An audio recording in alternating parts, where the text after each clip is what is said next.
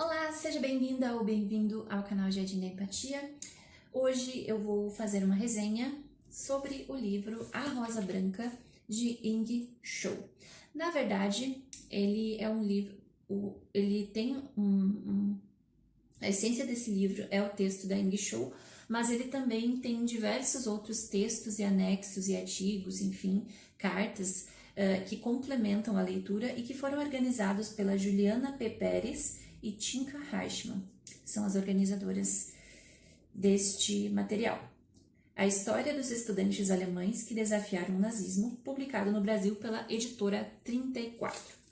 Eu tive conhecimento desse livro na internet, lendo algumas coisas sobre não violência e fiquei extremamente curiosa por essa história, porque eu nunca tinha ouvido falar do movimento da Rosa Branca, e assim que eu fiquei sabendo, poxa, era um movimento de resistência não violenta ao regime nazista que, enfim, enfrentou um momento extremamente complicado, com muita coragem, com muita determinação e crença no que estava fazendo a coisa certa, e eu fiquei muito admirada. Então, encomendei e comecei a leitura imediatamente, e é realmente um livro muito interessante. Para explicar para vocês um pouquinho, então, o movimento da Rosa Branca, ele foi um movimento basicamente estudantil de universidade, acredito que foi em Munique, né? Isso, eram os estudantes de Munique, que eram uma das células, né? Tinha em outros locais também essa rede de resistência não violenta, que se baseava principalmente na criação de panfletos críticos ao regime nazista, denunciando atrocidades que eram cometidas, denunciando as mentiras que foram feitas pelo governo para manipular a sua população, e também as contradições. Eu acho que pega muito disso também, as contradições, como um governo que se diz cristão tendo práticas extremamente anticristãs.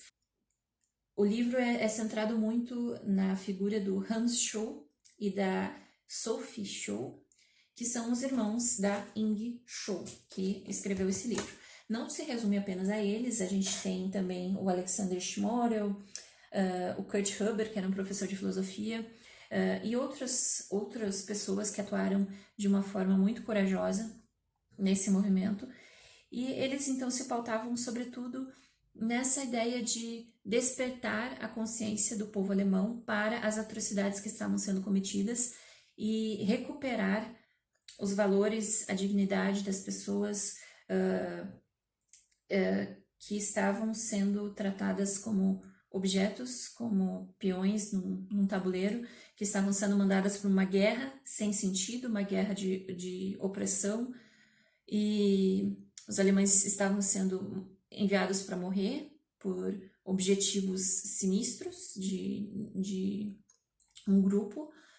E claro que o regime nazista ele vem atendendo a algumas questões que já estavam orbitando na sociedade. A gente tem, enfim, questões históricas que nos fazem entender um pouco isso melhor hoje. Mas o que o movimento da Rosa Branca denuncia muito é o quanto foram utilizadas mentiras para manipular o povo, para aceitar coisas que eram inaceitáveis, para desumanizar a população. Enfim, todo esse cenário bem complicado, que eu não vou me deter aqui, enfim, porque também não sou historiadora, não sou socióloga, mas é algo bem impactante de ser visto hoje. E claro que quando a gente está num momento tão delicado como o atual, também a gente se pergunta o quanto a gente poderia ter aprendido certas coisas lá atrás e parece que não aprendemos, enfim. O movimento da Rosa Branca, então, começa a produzir esses panfletos críticos, começa a distribuir de diversas formas nas caixas de correio. Também a gente tem ações como pichar na frente da universidade a palavra liberdade. e várias coisas que hoje talvez pareçam muito simples quando a gente tem acesso à internet, onde cada um pode colocar a sua opinião, pode fazer um manifesto crítico, pelo menos por enquanto, mas é algo que está mais no nosso cotidiano, só que quando a gente pensa que na década de 40 isso era uma coisa muito mais difícil de ser feita. E o acesso aos materiais era um pouco mais difícil, eles tinham que mimeografar esses panfletos, cuidar da distribuição, da logística, se arriscando muito, porque então a gente tinha a Gestapo monitorando esse tipo de atividade, que era considerada uma alta traição ao povo alemão, ao governo alemão, enfim. E realmente a gente teve a Gestapo perseguindo o movimento da Rosa Branca e, infelizmente, descobrindo alguns dos seus integrantes. A Sophie e o Hans foram presos na universidade quando estavam jogando vários panfletos também críticos para disseminar esse olhar crítico entre outros estudantes, professores, enfim. Eles foram denunciados por uma pessoa que viu eles fazendo isso. E então a gente tem a parte do processo deles, que é também bem difícil de se ler, em parte porque a gente vê que tem todo um teatro que é criado no chamado Tribunal do Povo. O Tribunal do Povo vai julgar a Sophie, o Hans e outros membros dessa comunidade da Rosa Branca. E é um teatro porque, basicamente, o destino deles já está completamente determinado. Eles até têm ali os seus advogados, defensores públicos, mas que estão ali só para cumprir tabela, cumprir aquela cena. E eles são, então, executados em 1943, 2 anos antes do fim da Segunda Guerra Mundial. E tudo que eu estou falando isso aqui é algo que não vai estragar a sua experiência de leitura, afinal, são dados históricos. O que mais chama a atenção nesse livro é a forma como realmente todos esses acontecimentos são descritos de uma forma bem sensível, bem completa, e a gente tem acesso desde os panfletos, alguns dos panfletos estão aqui anexados, a gente tem trechos do processo, a gente tem cartas de pessoas que estavam envolvidas, e a gente vai percebendo a grandiosidade dessas pessoas que estavam tão determinadas a, de uma forma não violenta, resistir, como elas estavam desafiando e correndo todos os riscos, e mesmo quando a Gestapo os captura, os interroga, eles não perdem a dignidade, eles não perdem as suas convicções, eles realmente estão fazendo algo que eles acreditam que precisa ser feito. A parte da espiritualidade do Hans e da Inge em especial, que é bastante descrita, é muito comovente, pelo menos para mim, porque ali a gente vê realmente pessoas que entenderam a proposta do amar ao próximo como a ti mesmo, que realmente sabem que estão fazendo a coisa certa, por mais que isso as coloque numa situação extremamente complicada. E enfim, elas realmente, literalmente, elas dão a vida por aquilo que elas acreditam.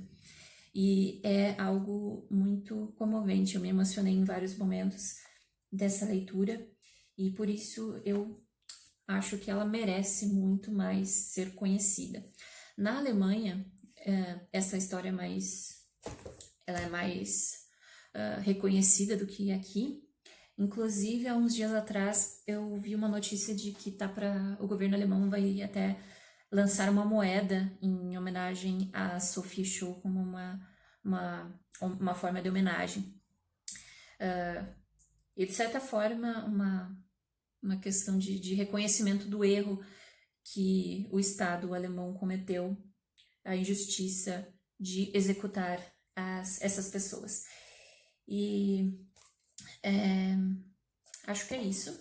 Eu vou ler pequenos trechos aqui que acho que dão uma ideia. Esse aqui é o trecho do segundo panfleto do Manifesto da Rosa Branca. Não é possível enfrentar racionalmente o nacionalsocialismo porque ele é irracional.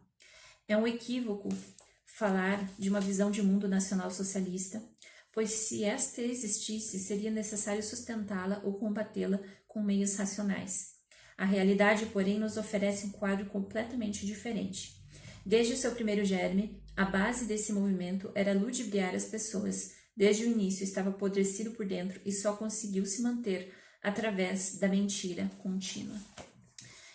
Fake news não é novidade, gente. E governos que sobem ao poder baseados em fake news também não são novidade.